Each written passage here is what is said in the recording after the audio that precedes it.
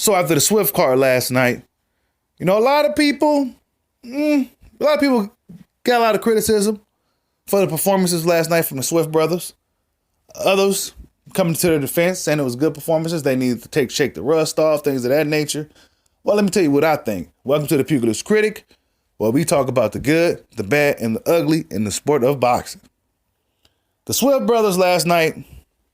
Now, usually going up to these fights where the former champion or the champion going up against these type of opponents. Usually, me looking into these fights, I just go off based off fact. Yeah, I expect him to win, but I'm gonna see how he looks. See if just see how he looks. And both guys look like shit to me last night. Honestly. Danny Garcia looked much better in the Granados fight than he did against Reddick. Even though Granados is more of a straightforward guy, come forward, he looked a lot strong. He looked better in that fight to me. This fight, he looked like shit. He's up in there with playing around with Kermit the Frog for 12 fucking rounds. You know what I'm saying? Dudes want to criticize Terrence Crawford for fighting his undefeated mandatory, who's an Olympian level guy, who never been beat before, who's a good counterpuncher, who has accuracy. But then when he's up in there waltzing around the ring, playing around with Kermit the Frog for 12 rounds, everybody want to give him a pass, have excuses for him. He looked like fucking shit last night. Danny Garcia looked like shit last night. If he was up in there with anybody with any type of athleticism, he would have got his fucking ass beat. That's why he didn't fight Uyugas. Those guys would have beat his ass last night, man. He's waiting around for these paydays. His time is almost up. He better stay active this year. Jarret Hurd, we understand what he's doing. He's never been the most skilled guy. He's a late starter. He didn't start at 10 years old like a lot of these dudes, 7 years old. He started kind of late. We know Jarret Hurd what he is. The crowd was booing. They was bored. I was bored. I'm not going to lie. I was bored. That was the most boring Jarret Hurd fight I ever seen. He's running around the ring. And so I don't even like to use that term running, but that's pretty much what was happening. He was moving around the ring a lot, but that's not what Jarret Hurd does. And then by the 12th round, we seen a tired Jarret Hurd. We don't never see that motherfucker tired. He's the juggernaut, Jarret Hurd. He don't get tired. But we seen him tired. Why? Because he's over here big as hell. He's already a big guy. He's up in there with a guy that looked like a 147 pounder, 140 pounder. He's moving around the ring the whole time. This guy just walking around. It was a lot of wasted movement.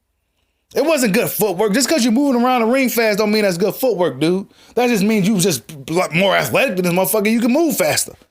It was wasted movement. And then by later in the fight, he was tired, winging shots and shit, looking lethargic as hell. Gave dude opportunities to start teeing off and shit. You know what I'm saying? If Francisco Santana had any type of juice, they probably would have gave his motherfucking ass a decision or some shit. But then he did drop him in the 10th round. He dropped him in the 10th round with like about 6 seconds left in the fight. He dropped him. He went back to his old Jarret Hurd. He said, fuck it. I'm gonna just do what I do. And it worked. So Jarret Hurd shouldn't even try to be a boxer all of a sudden. That's not you, bro. You might can mix a little bit in here and there, but at the end of the day, you one of those dudes who's going to stand up right in front of these dudes and throw a lot of punches, wait till they wear their asses out, and then you're going to stop them. That's what Jarret Hurd does. He needs to improve on that. Prove his defense. Prove on covering up. Prove on moving his head. All that moving around the ring, that's not you, bro. You know what I'm saying? All that, he don't need to do that. He should have got that guy up out of there last night. They didn't do nothing for these guys' stock last night. That shit was terrible, bro. And I don't mean to be on here criticizing. You know what I'm saying? I mean, that's what I do. I'm the Pugilist critic. We're going to criticize these guys. If they look like shit, they look good. Yeah, I would come on here and say straight up, they look good last night. You know what I'm saying? Even though we know they were supposed to beat these guys, they looked good. I want to see them fight, fight again. But they look like shit last night, man. Them dudes, Jarret Hurd, we understand what he's going through. He got a new team. But I don't think that's going to work. Maybe give it a little time, but I just don't think that's going to work. That's not Jarret Hurd. Jarret Hurd needs to do what Jarret Hurd do. Improve on that. Make that better. Don't just try to be some dude that's moving around the ring for 12 rounds, 10 rounds and shit. Next thing you know, you fucking tired. We never seen him that tired like that. That dude's a fucking machine. He was known as a machine. Yesterday, we seen that machine malfunctioning. He was getting tired because he was doing all that shit he don't normally do. Danny Garcia, he talking all kinds of shit. Well, mostly his dad, he's really just an opportunist. His time is almost up. That's why he fought Ivan Reddick last night instead of a Ugas, instead of a guy like Lipius, instead of a guy like Jose Cito Lopez, instead of a Terrence Crawford. This is why he fought Ivan Reddick. He looked like shit last night. If he was to fight Errol Spence. He was supposed to fight Errol Spence January 25th, right? He was supposed to fight Errol. If he had to fight Errol Spence last night, he would have got his motherfucking ass beat. Errol Spence beat the shit out of Danny Garcia. Based off of what I've seen last night, even though Errol Spence Jr. isn't the fastest guy or the most, like, necessarily the most athletic, he's strong, he got hella stamina, and he gets stronger as the fight goes, and he don't waste punches. You know what I'm saying? And Danny Garcia isn't necessarily the best defensive guy. I mean, Ivan Reddick just couldn't hit something if it was in front of him. The dude couldn't hit shit. The motherfucker was swinging with a blindfold on, it looked like.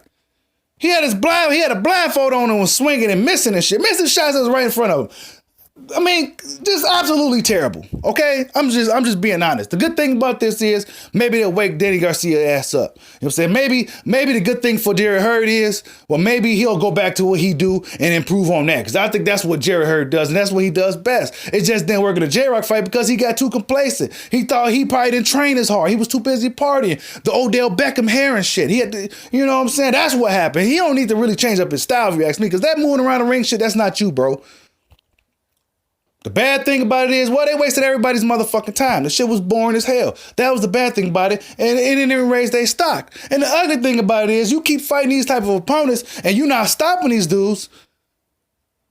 How are you ever going to get any better? How are you ever going to level up? Why do you deserve a big fight if you can't even barely get past these guys? You ain't getting out of these guys. You got to get these dudes up out of there. There's no excuses. If you're going to be out here cherry picking, fighting overmatched opponents, undersized dudes, you got to stop them.